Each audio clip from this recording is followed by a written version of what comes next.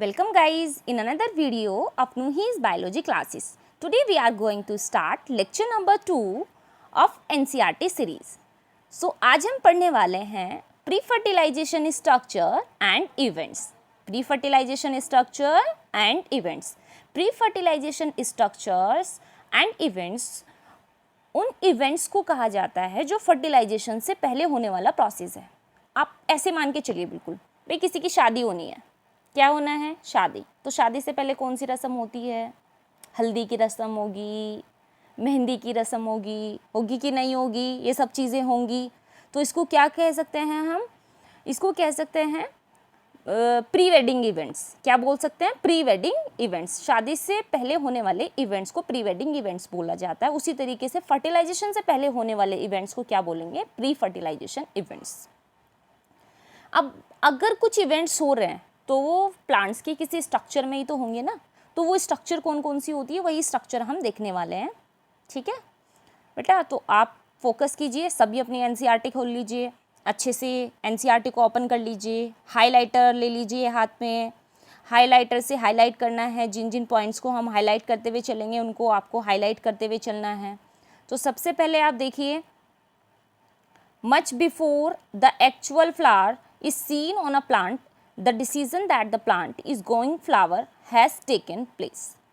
यानी वास्तविक फूल आने से पहले पौधा खुद को हरा भरा कर लेता है. क्या कर लेता है? खुद को हरा भरा कर लेता है, खुद को मोटा कर लेता है, यानी अपने अंदर बहुत सारे न्यूट्रिशन को इनटेक कर लेता है. रूट के थ्रू क्या कर लेता है? बहुत सारे न्यूट्रिएंट्स को एब्जॉर्ब कर लेता है, कलेक्ट कर लेता है, स्टोरेज फूड की फॉर्म में कलेक्ट कर लेता है. क्योंकि उसको पता है कि अब उसको क्या बनाने हैं? फ्लावर्स डेवलप करने हैं और फ्लावर से ही फ्रूट डेवलप करने हैं. Get it my point. उसके बाद आप देख सकते हैं several hormonal and structural changes. यानी एक प्लांट के अंदर several hormonal and structural changes होते हैं, are initiated which lead to the differentiation and further development of the floral primordium. जो हार्मोनल चेंजेस होंगे प्लांट्स के अंदर, वही हार्मोनल चेंजेस क्या करेंगे? हार्मोनल चेंजेस क्या करेंगे? प्लांट्स की स्ट्रक्चर को डेवलप करेंगे. भाई प्लांट को क्या करेंगे? डेवलप करेंगे, उसके स्ट्रक्चर को बनाएंगे. तो वो स्ट्रक्चर कौन कौन सी बनेगी? जैसे ही हार्मोनल चेंजेस होंगे, क्या होगा? सबसे पहले हार्मोनल चेंजेस होने पर सबसे पहले बनेगी इनफ्लोरेसेंस.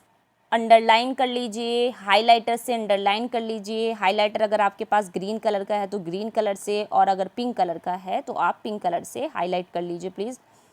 हाईलाइट कैसे करना है आपको? इनफ्लोरेसेंस पे ऐसे हाईलाइट करना है. Inflorescence are formed which bear the floral buds. यानी हार्मोनल चेंजेस होने के बाद प्लांट्स के अंदर क्या हुए? हार्मोनल चेंजेस हुए. हार्मोनल चेंजेस होने के बाद जो सबसे पहली स्ट्रक्चर प्लांट पर लगी वो इनफ्लोरेसेंस होती है. इनफ्लोरेसेंस को हिंदी में कोहर कहते हैं. क्या कहते हैं? कोहर. आपने आम के पेड़ पर सुना होगा अक्सर कि आम के पेड़ पर कोहर आ चुका है, जामुन के पेड़ पर कोहर आ चुका है. सुना है कि नहीं सुना है? अब ये कोहर क्या है? बहुत छोटी सी डोट लाइक स्ट्रक्चर होती है जिसके अंदर क्या होती है? फ्लोरल बर्ड होती है. क्या होती है? फ्लोरल बर्ड होती है. और यही फ्लोरल बर्ड कुछ दिनों बाद फ्लावर्स में कन्वर्ट हो जाती है. किस में कन्वर्ट हो जाती है? फ्लावर्स में कन्वर्ट हो जाती है. तो यानी इनफ्लोरेसेंस में क्या होती हैं? फ्लोरल बर्ड होती है. फ्लोरल बर्ड किसको बनाती है? फ्लावर्स को बनाती है. Gate it my point. तीनों चीज़ें समझ आई. सबसे पहले क्या हुआ? सबसे पहले प्लांट ने खुद को क्या किया? तैयार किया. भाई जब तक उस पर वास्तविक फूल यानी रियल फ्लावर नहीं आए, उसने खुद को क्या किया? रेडी किया. रेडी उसने किस मैनर में किया? उसने काफ़ी सारे मिनरल्स को एब्जॉर्ब किया. किसके थ्रू? रूट के थ्रू. रूट के थ्रू एब्जॉर्ब किया. एब्जॉर्ब करने के बाद अपने अंदर सेव भी तो किया ना बेटा. सेव भी तो करेंगे ना अपने अंदर. प्लांट क्या करेंगे? न्यूट्रिएंट्स को अपने अंदर सेव करेंगे, जिसको हम बोलेंगे स्टोर्ड फूड. क्या बोलेंगे? स्टोर्ड फूड बोलेंगे. अब स्टोर्ड फूड हो गया, प्लांट के पास प्रॉपर वे में फूड आ गया, अब उसको पता है कि मुझे फ्लावर डेवलप करना है तो मेरे पास प्रॉपर वे में न्यूट्रिएंट्स होने चाहिए, तो बिल्कुल वैसे ही उसने किया। अब फ्लावर डेवलप हो गए। फ्लावर डेवलप होने के बाद, यहाँ तक बता दिया ना बेटा, फ्लावर डेवलप हो गए। फ्लावर डेवलप होने के बाद क्या हुआ, in the flower the male and female reproductive system, in the flower the male and female reproductive structure, the androecium and the gynoecium, बार बार इन दोनों चीज़ों को अच्छे से हाईलाइट कीजिए, androecium and gynoecium, androecium and gynoecium. एक फ्लावर जब develop होता है तो उसके अंदर ये दो स्ट्रक्चर होती है, एंड्रोशियम यानी मेल रिप्रोडक्टिव सिस्टम और गाइनोशियम यानी female reproductive system. Differentiate and develop यानी फ्लावर के अंदर सबसे पहले ये दोनों चीज़ें डिफ्रेंशिएट होंगी, अलग अलग होंगी। You would recollect okay. अब जब recollect the androecium consist of a whorl of stamens and representing the male reproductive organ and the gynoecium represent the female reproductive organ। ये चीज़ तो मैं आपको पहले ही बता चुकी हूँ। अब ये चीज़ बताने के साथ साथ आप यहाँ से क्या समझेंगे कि मैम ने भी बोला कि ये चीज़ क्या है, एंड्रोसियम क्या है, एंड्रोसियम मेल रिप्रोडक्टिव सिस्टम है, मेल रिप्रोडक्टिव सिस्टम। अब मेल रिप्रोडक्टिव सिस्टम में मैम ने हमें कल ही बताया था किसके अंदर एंथर आता है, एंथर आता है और फिलामेंट आता है। क्या आता है, एंथर और फिलामेंट। अब एंथर और फिलामेंट आता है, ये दोनों चीज़ें किसके अंदर आती है, एंडोसियम के अंदर आती है। उसके बाद आप देख लीजिए गाइनोशियम। गाइनोशियम में क्या क्या चीज़ें आएंगी, गाइनोशियम में आपको कल ही पढ़ाया था, ओवरी। ओवरी के बाद हमने आपको पढ़ाया था स्टाइल, और स्टाइल के बाद हमने आपको पढ़ाया था स्टिग्मा। 3 चीज़ें पढ़ाई थी। ये तीनों ही पार्ट है गाइनोशियम के, और गाइनोशियम को हम फीमेल रिप्रोडक्टिव सिस्टम बोलेंगे। क्या बोलेंगे, फीमेल रिप्रोडक्टिव सिस्टम।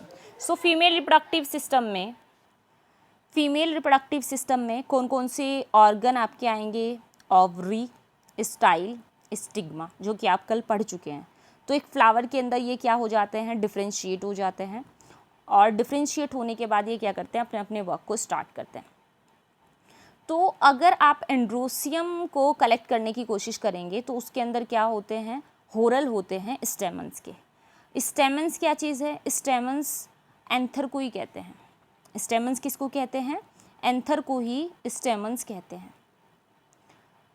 तो आपने जो देखा था ना फ्लावर में, अभी देखिएगा जैसे ही अगर हम करने लगे तो ये जो आप देख रहे हैं ना यहाँ पे, ये पूरी स्ट्रक्चर आप जो देख रहे हैं इसको होरल कहते हैं स्टेमन की। ये यहाँ से यहाँ तक ये एंथर लगे हैं, ये कहाँ से शुरू हुए, यहाँ से ऐसे जा रहे हैं, ऐसे जा रहे हैं, ये जा रहा है, तो इसको क्या बोलेंगे, होरल बोलेंगे। होरल मतलब घेरा, जिस घेरे पर ये ऐसे लगे हुए हैं, ऐसे ऐसे ऐसे और ऐसे, इसको होरल कहते हैं।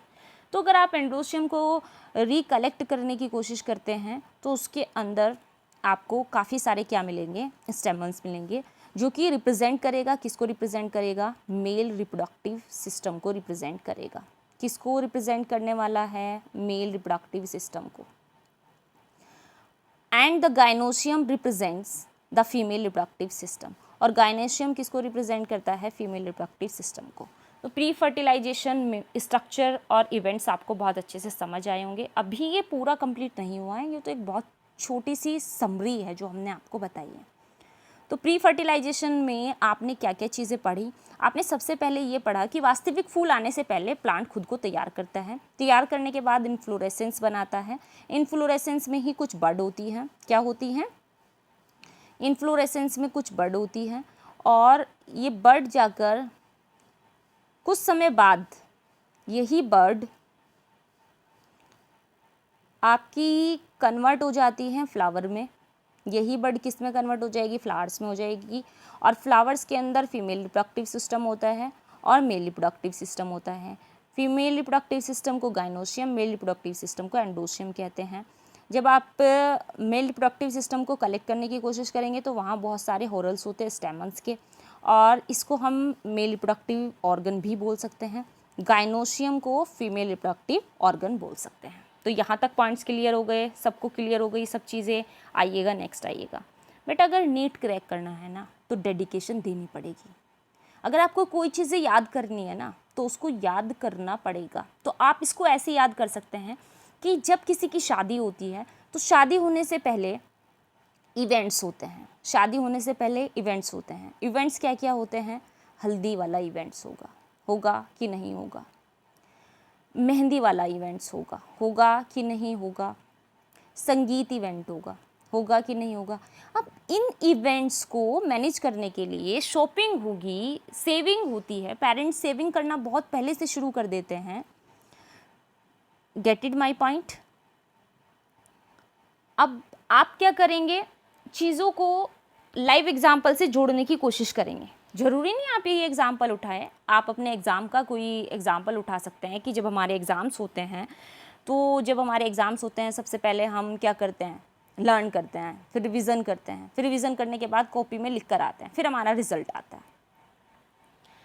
ठीक है बेटा, तो आप कोई भी लाइव एग्ज़ाम्पल जोड़ सकते हैं।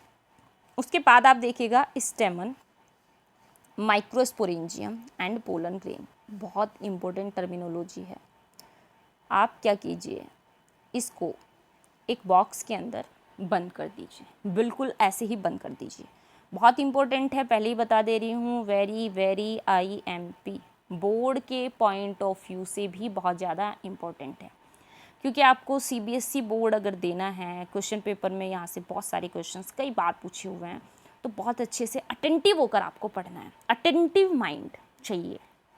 अगर आपको अपने अच्छे स्कोर लाने हैं तो बहुत अच्छे से पूरी अटेंटिवनेस के साथ आपको पढ़ना है। बोर बिल्कुल नहीं होना है और रटना तो बिल्कुल भी नहीं है, क्योंकि बायोलॉजी कोई रटने का सब्जेक्ट नहीं है।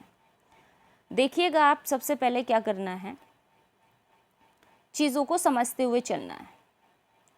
चीज़ें समझते हुए चलेंगे तो सब चीज़ें क्लियर होंगी। ठीक है बेटा, और चीज़ों को रटेंगे तो कुछ भी समझ नहीं आएगा। तो सबसे पहले आपने क्या करना है, कुछ चीज़ों को देखना है। ये आपने स्ट्रक्चर देखी हुई है? यस मैम, हमने तो देखी हुई है। कहाँ देखी थी ma'am? Longitudinal section of flower में देखी थी। क्या बोलते थे इसको एंथर बोलते थे। और मैम यही तो स्ट्रक्चर है स्टेमन की, यानी जब फिलामेंट होता है, एंथर होता है और उसके अंदर पॉलन ग्रेन बने होते हैं, तो इस पूरी स्ट्रक्चर को, होल स्ट्रक्चर को स्टेमन कह सकते हैं हम। क्या कह सकते हैं इसको? स्टेमन कह सकते हैं। भाई लिखा हुआ है ना, A is a typical structure of stamen, साफ साफ तो लिखा हुआ है। अब इसमें क्या क्या चीज़ें हैं? फिलामेंट है और क्या है, एंथर है कि नहीं? और एंथर के अंदर बहुत सब चीज़ें हम पढ़ने वाले हैं, पूरी डिटेल में पढ़ने वाले हैं, तो बोर बिल्कुल भी नहीं होना है। बड़े अच्छे से समझते हुए चीज़ों को चलना है। देखिए figure 2.2a shows the two parts of a typical स्टेमन। Typical का मतलब यानी जितना सरल ये देखने में दिखाई दे रहा है ना, उतना सरल ये है नहीं। ये एक जटिल स्ट्रक्चर है, जटिल चित्र है। टिपिकल का मतलब होता है जटिल यानी कठिन। ठीक है बेटा, तो टर्मिनोलॉजी को अच्छे से क्लियर करते हुए चलना है। The long and cylinder stock, the long and cylinder stock the filament, यानी स्टोक होता है जिसको हम फिलामेंट कहते हैं, जो बहुत लॉन्ग होता है। ये दिखाई दे रहा है आपको, यहाँ से यहाँ तक बहुत लॉन्ग है ना। अब ये लॉन्ग क्यों है? क्योंकि न्यूट्रिएंट्स को लेकर जा रहा है ना, स्टेम से न्यूट्रिएंट्स इसी के थ्रू तो यहाँ तक पहुँच रहे हैं ना, इसलिए ये लॉन्ग है। उसके बाद आप देखिएगा कोल्ड फिलामेंट, इसी को क्या कहते हैं? फिलामेंट कहते हैं। यानी एक लॉन्ग सिलेंडर लाइक स्ट्रक्चर होती है जिसको हम फिलामेंट कहते हैं। क्या कहते हैं इसको? हम फिलामेंट कहते हैं। And the terminal generally bilobed structure, और इसमें एक टर्मिनल लगा होता है जिसमें आपको दिखाई दे रहा है एक लोबियरी, एक लोबियरी। लोब का मतलब घुंडी जैसी स्ट्रक्चर, ये दिखाई दे रही है ना बेटा आपको, इस तरीके का ही तो है ये जो यहाँ पे है, तो इसको हम बाइलोब्ड स्ट्रक्चर कह रहे हैं। Bilobed structure called anther, bilobed structure cold anther. इस बाइलोब स्ट्रक्चर को क्या कहते हैं? एंथर कहते हैं। चीज़ों को अच्छे से पढ़ते हुए समझते हुए चलना है। The proximal end of the filament the proximal end of the filament is attached to the thalamus और the petal of the flower. यानी इसका जो प्रॉक्सिमल एंड होता है ना, ये वाला जो एंड होता है वो अटैच होता है, किससे अटैच होता है? थैलेमस से। थैलेमस से, किसके थैलेमस से? जो फ्लावर का थैलेमस होता है। और the petal of the flowers, या फ्लावर की पेटल्स, पेटल्स मतलब फूल की पत्तियों से अटैच होता है। कौन अटैच होता है? ये फिलामेंट वाला, ये जो स्टोक वाला रीजन है, ये अटैच रहता है। इसके बाद आप देखिएगा, the number and the length of the स्टेमन, the number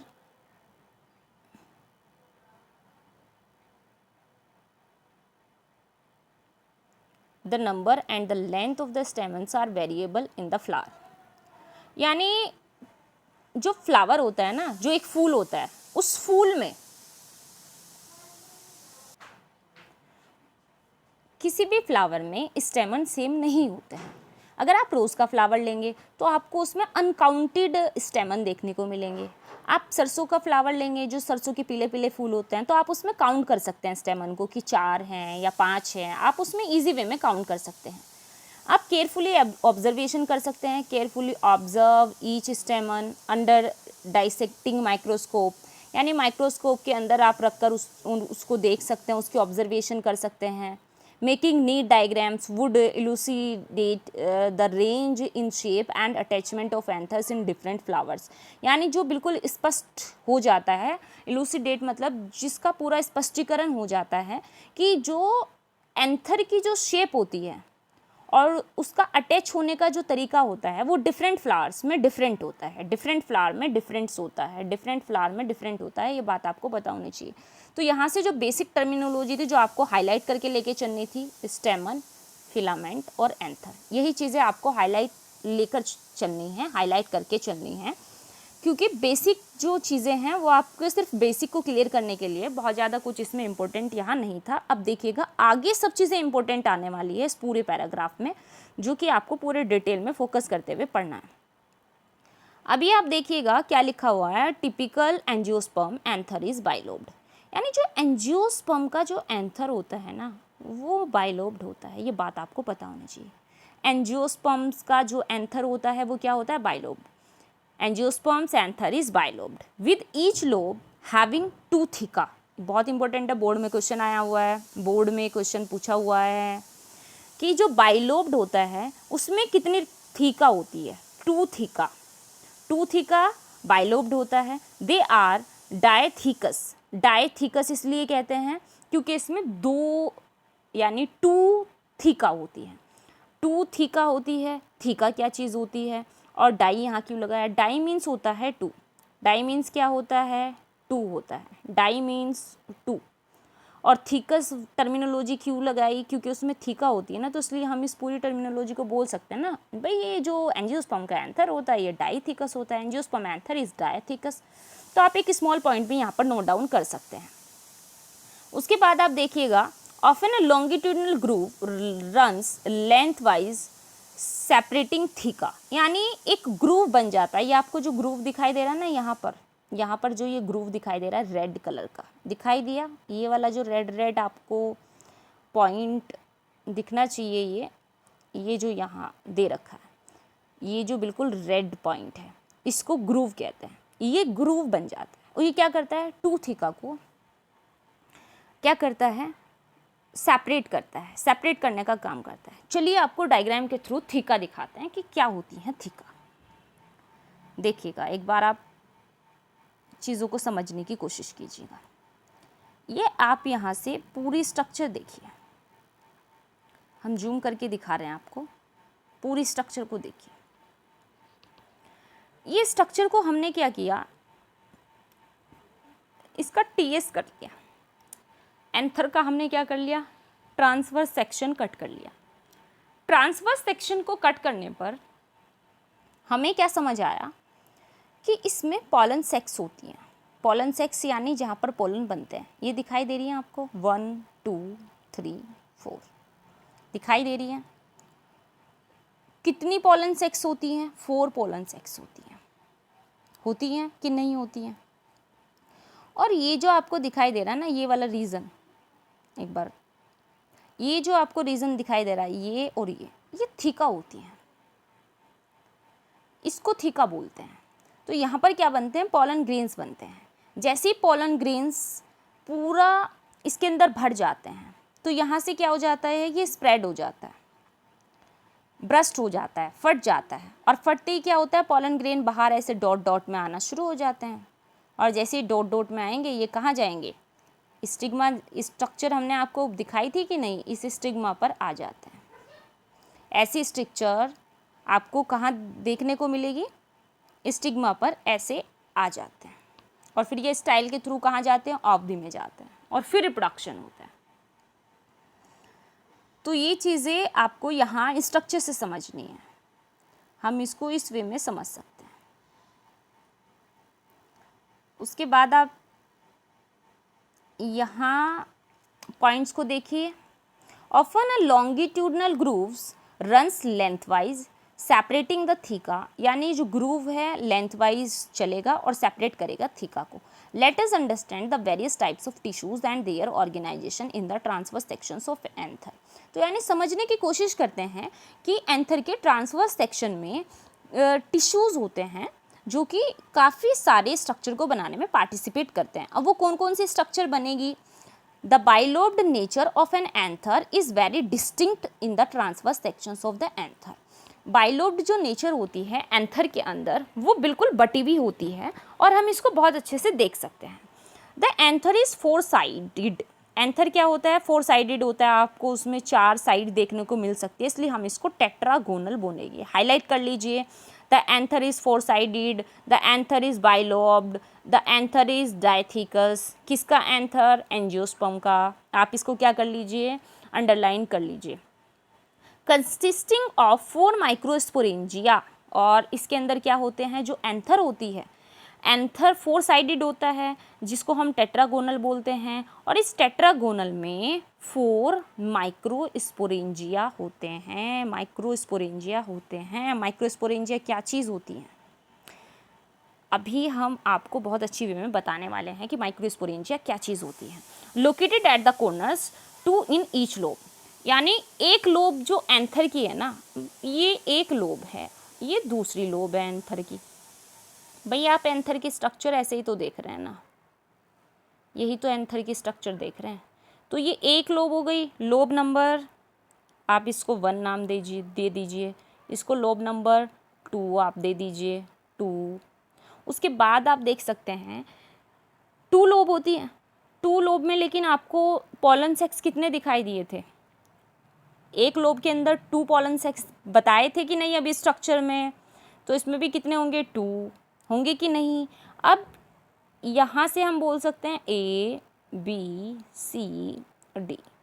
ये पहली लोब में कितने 2, दूसरी लोब में कितने 2, क्या चीज़, पॉलन सेक्स। इन पॉलन सेक्स को ही तो बेटा माइक्रोस्पोरेंजिया बोलते हैं। क्या बोलते हैं, microsporangia. Microsporangia means house of microspore, house of microspore. चलिए आज आपको एक बहुत ही अच्छी और मज़े वाली हम बात बताते हैं, बहुत ही इम्पोर्टेंट हम आपको बात बताते हैं। सबसे पहले इसको हाईलाइट कर लीजिए।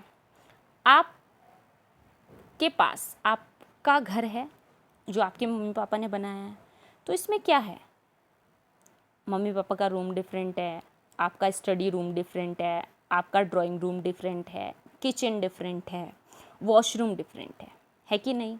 सबका अलग फंक्शन है, सब अलग अलग फंक्शन में पार्टिसिपेट करते हैं, सबका अलग अलग कार्य है, लोन अलग है कि नहीं, बालकनी अलग है। तो जो ये माइक्रोस्पोरेंजिया होता है ना बेटा, माइक्रोस्पोरेंजिया भी क्या होता है, हाउस होता है, किसका, माइक्रोस्पोर का। अब माइक्रोस्पोर किसको कहते हैं बेटा, बताया तो था कल, पॉलन ग्रेन को ही माइक्रोस्पोर कहते हैं। माइक्रोस्पोर, माइक्रोस्पोर, माइक्रोस्पोर कहते हैं। माइक्रोस्पोरेंजिया क्या हुआ, हाउस, हाउस किसका, माइक्रोस्पोर का। माइक्रोस्पोर का दूसरा नाम क्या है, पोलन ग्रेन है। पोलन ग्रेन को और क्या कह सकते हैं, male gamete, MG, male gamete कह सकते हैं। तो यानी male gamete, pollen grain, microspore कहाँ बनते हैं? माइक्रोस्पोरेंजिया में। कहाँ रहते हैं? माइक्रोस्पोरेंजिया में। इसलिए माइक्रोस्पोरेंजिया क्या हो गया? घर हो गया। किसका? पोलन ग्रेन का। अब सब चीज़ें क्लियर हो गई होंगी, सभी को क्लियर है यहाँ तक? सब कोई, किसी को कोई डाउट तो नहीं है? स्टेमन किसको कहते हैं? सबको पता है ना? What is स्टेमन? स्टेमन क्या है? होल स्ट्रक्चर है। किसकी? एंथर की, जिसमें क्या होता है? फिलामेंट होता है। एंथर क्या होता है? बाइलोब्ड होता है। इसको हम क्या कह सकते हैं? डाइथिकस कह सकते हैं। इसमें क्या होती हैं? 4 पोलन सेक्स होती हैं, इसलिए हम इसको टेट्रागोनल भी कह सकते हैं। इसके अंदर क्या होते हैं? 4 माइक्रोस्पोरेंजिया होते हैं। माइक्रोस्पोरेंजिया के अंदर क्या बनते हैं? बहुत सारे माइक्रोस्पोर बनते हैं। अभी माइक्रोस्पोर क्या होते हैं? माइक्रोस्पोर मेल गैमेट को कहते हैं। किसको कहते हैं? Male gamete. The microsporangia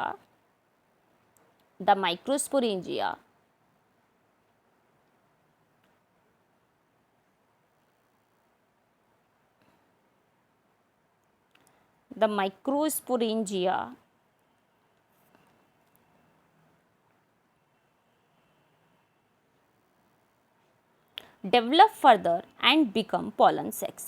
microsporangia क्या होती है? डेवलप हो जाएगी और कुछ समय बाद वो किस में कन्वर्ट हो जाएगी? पोलन सेक्स में कन्वर्ट हो जाएगी। यानी माइक्रोस्पोरेंजिया पहले 4 ऐसे बॉक्स होते हैं, खाली, बिल्कुल खाली।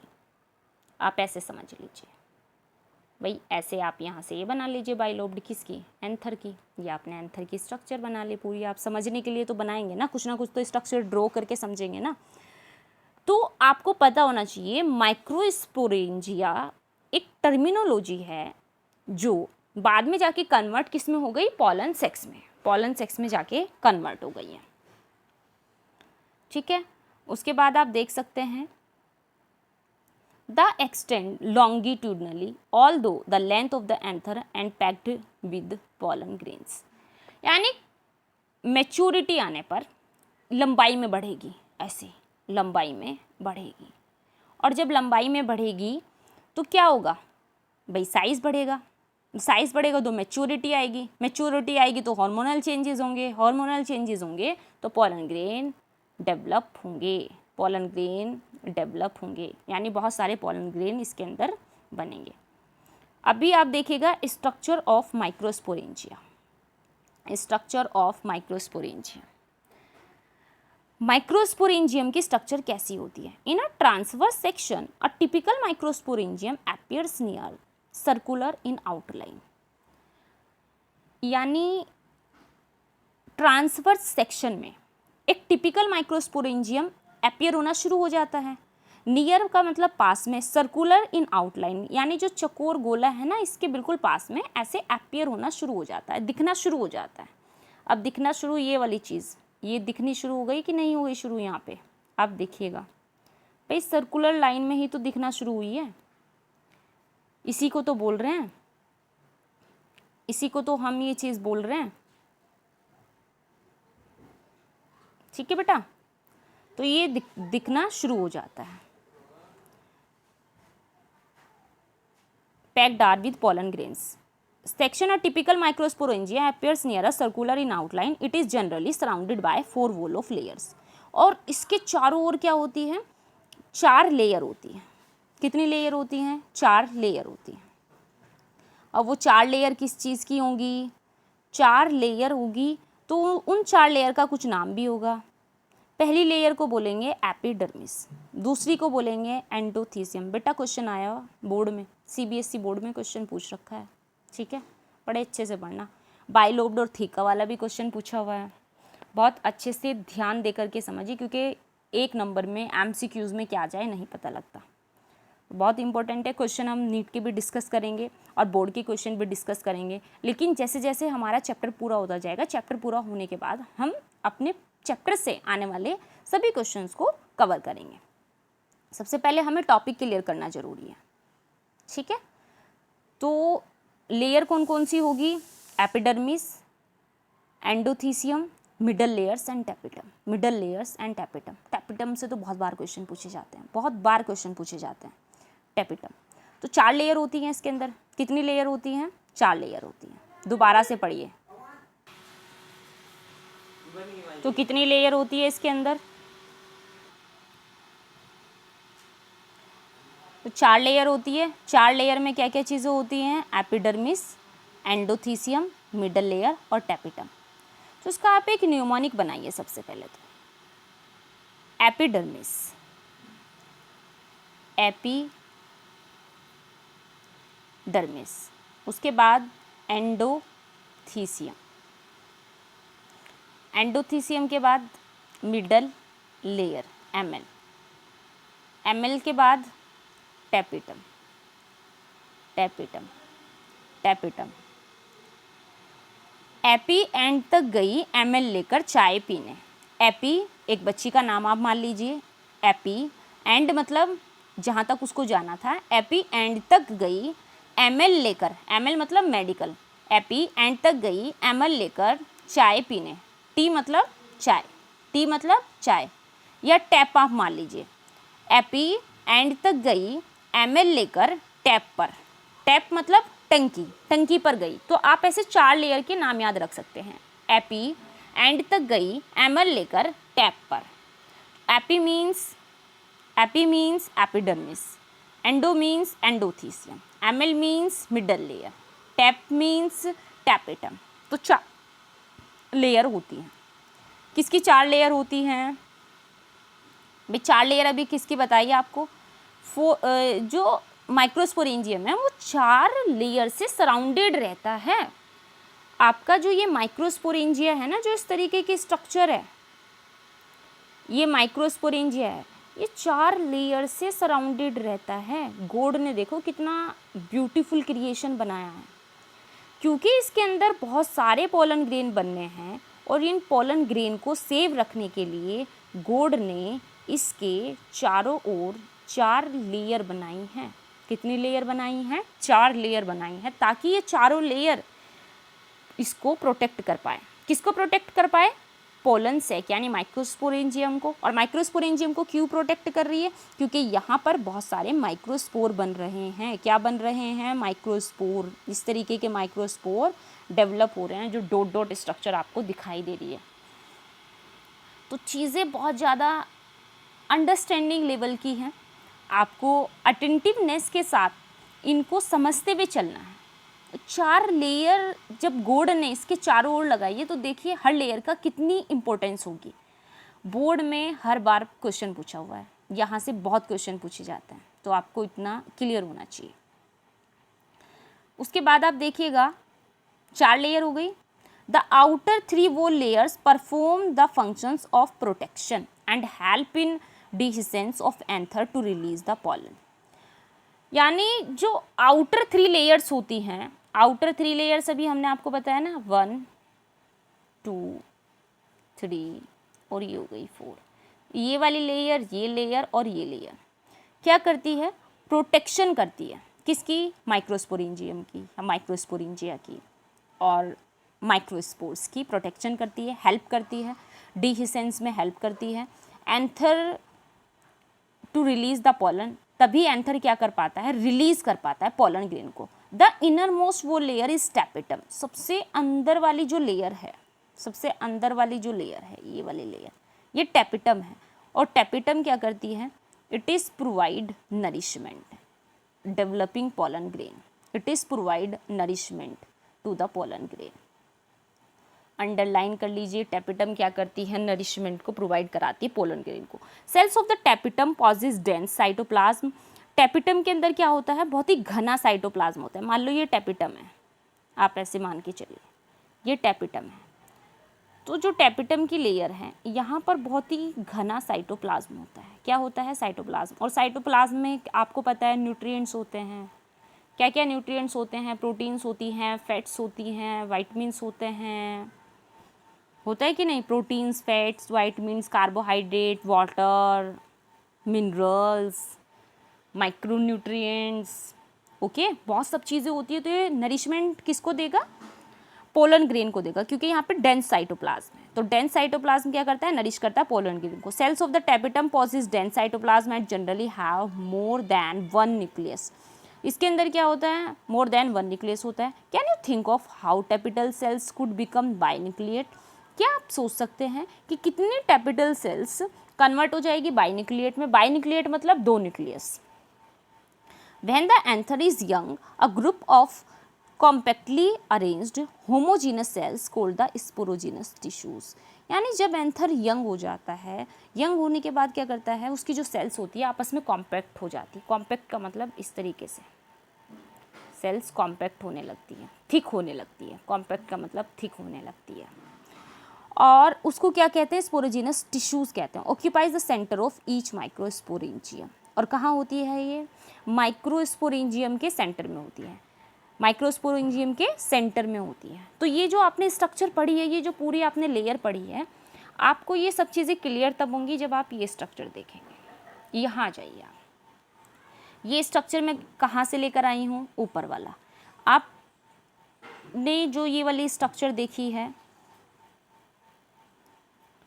आप चीज़ों को देखिए और समझिए।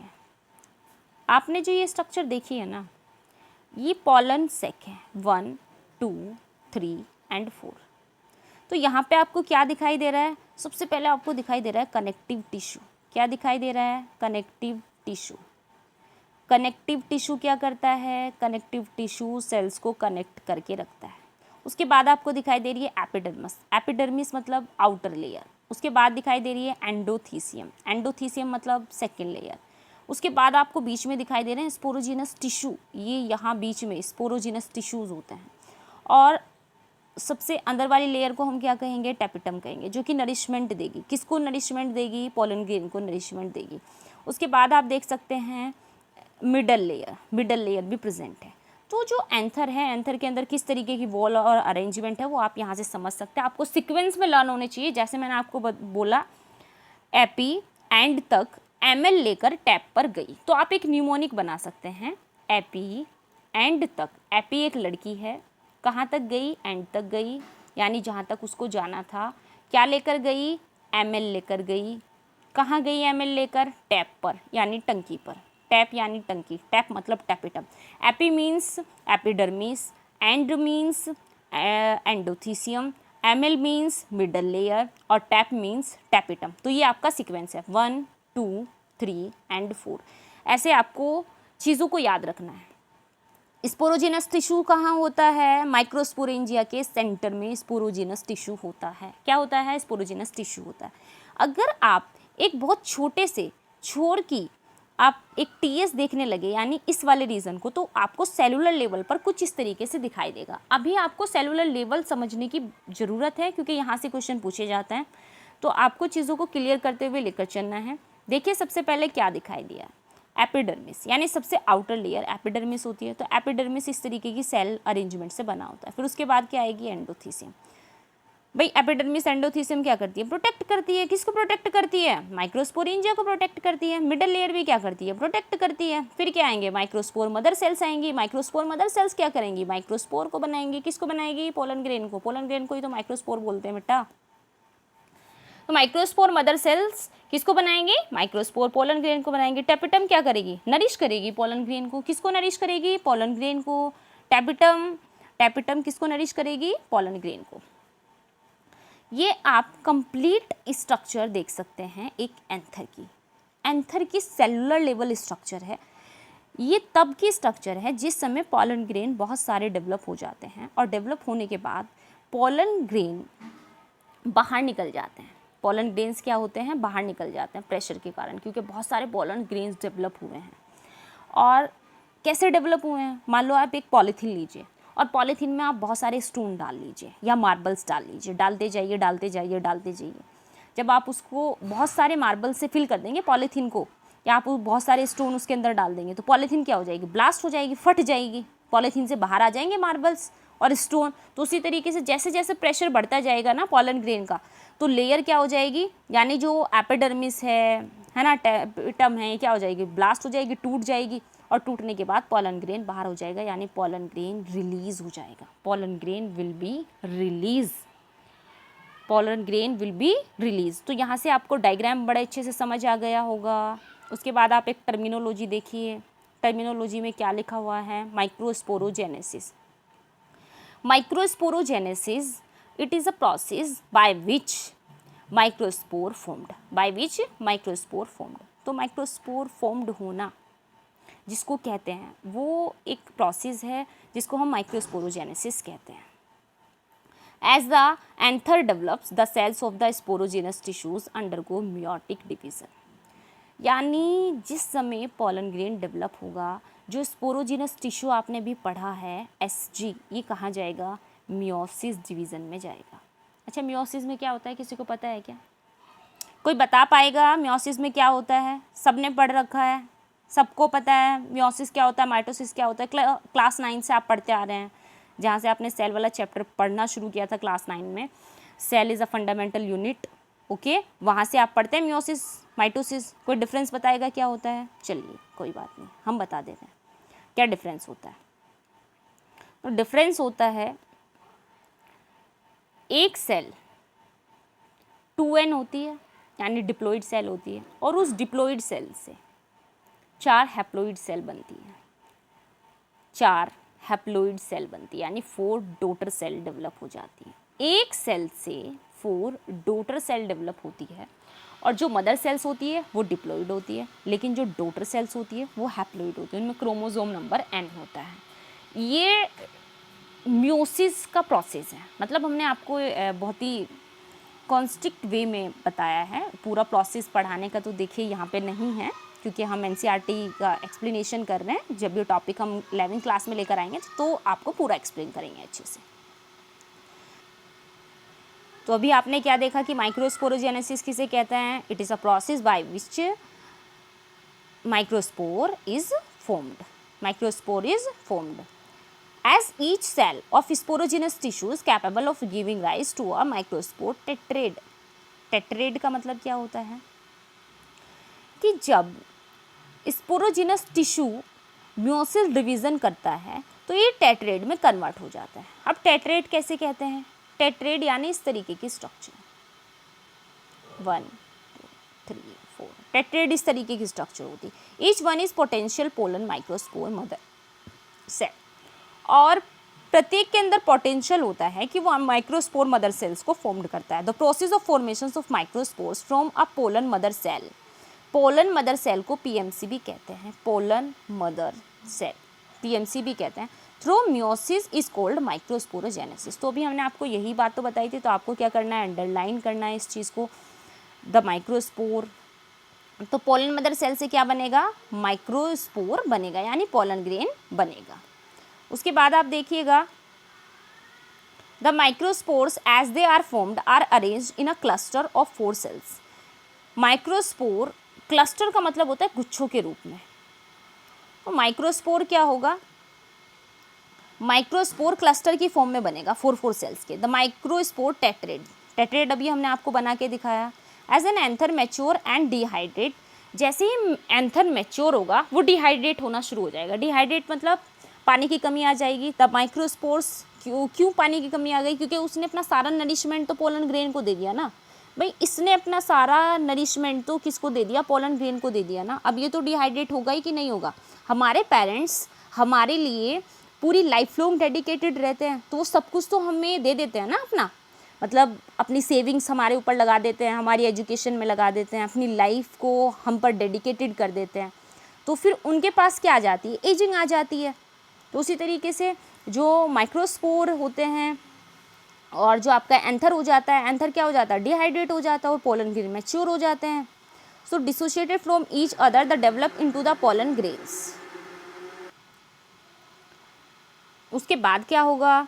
Inside each microsporangium several thousand of microspore और पोलन ग्रेन्स आर फॉर्म्ड। यानी बहुत सारे पोलन ग्रेन फॉर्म्ड हो जाएंगे, और पोलन ग्रेन जैसे ही फॉर्म्ड हो गए, डिसेंस के बाद क्या हो जाएंगी? जो लेयर्स हैं वो क्या हो जाएंगी? ब्रस्ट हो जाएंगे और पोलन ग्रेन आउट हो जाएंगे। तो आज के लेक्चर में हम इतना ही कवर करने वाले हैं। कल हम पढ़ेंगे पोलन ग्रेन।